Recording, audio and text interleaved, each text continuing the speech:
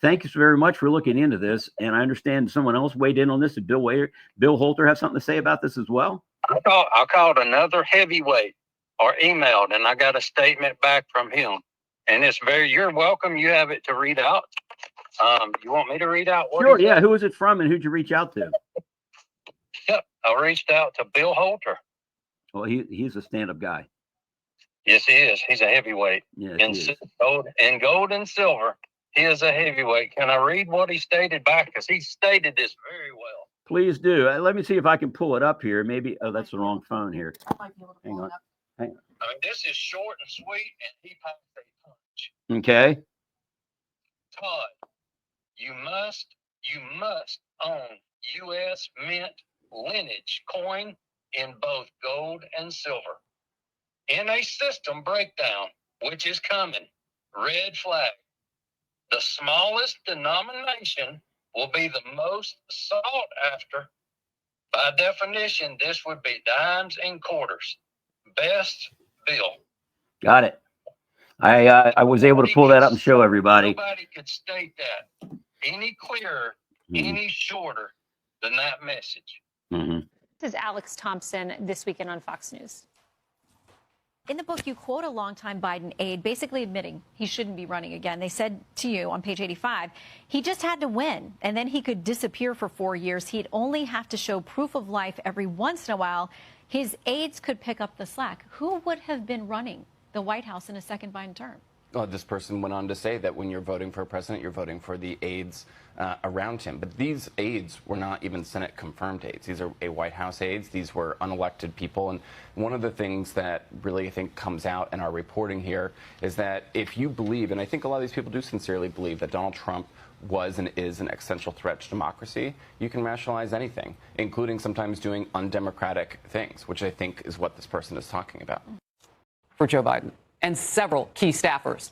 They may all face subpoenas if they do not comply by tomorrow. So now there's a deadline to this. So there's a ramp up now by Republicans. In a social media post, President Trump wrote, whoever had control of the auto pen is looking to be a bigger and bigger scandal by the moment. Aisha Hasney reporting in Washington. Aisha. Hey, good morning to you, Harris. So that's right. Oversight Committee Chairman Comer tells me that his committee is ready to drop those subpoenas within minutes if former President Biden's doctor and those 4 other staffers do not respond to his request for an interview by tomorrow's deadline. Comer is also telling me that he's willing to expand those summons to include former First Lady Jill Biden, their son Hunter Biden, and former Press Secretary Karine Jean-Pierre, if that is where the committee's investigation leads them.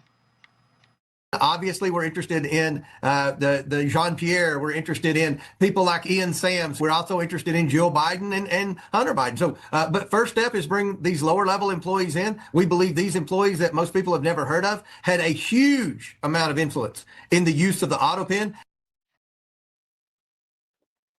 Well, imagine if you were a staffer who had access to Biden's auto pen and told people you could offer anyone a pardon for a price. Let's look into this.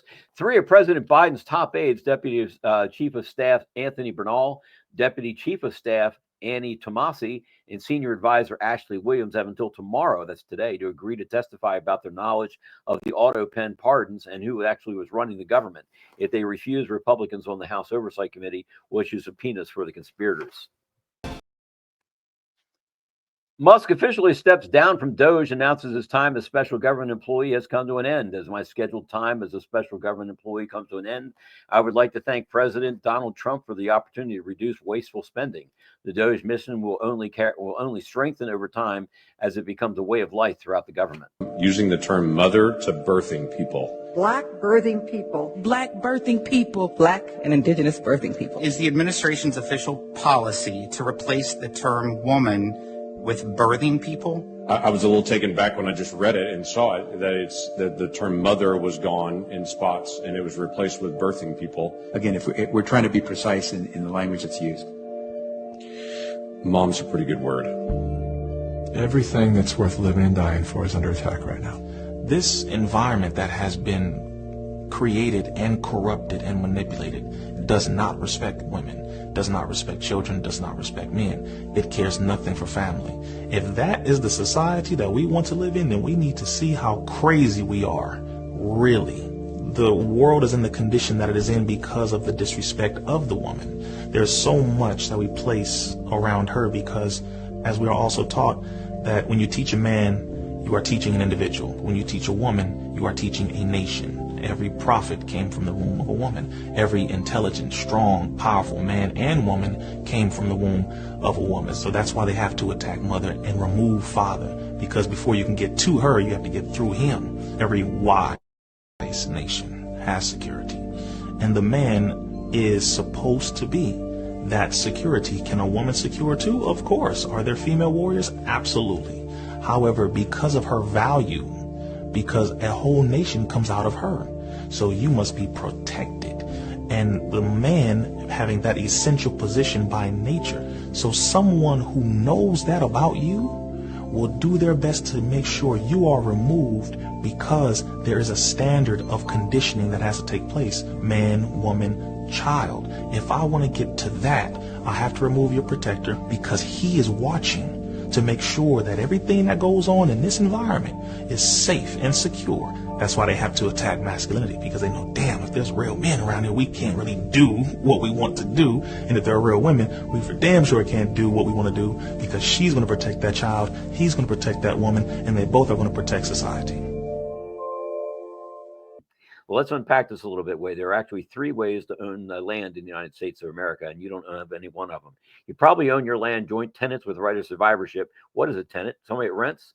Tenants by the entirety, tenants in common, all kinds of other ways to own your real estate. There's more than just one way. There's the best way is possibly to own it through what's called a revocable living trust.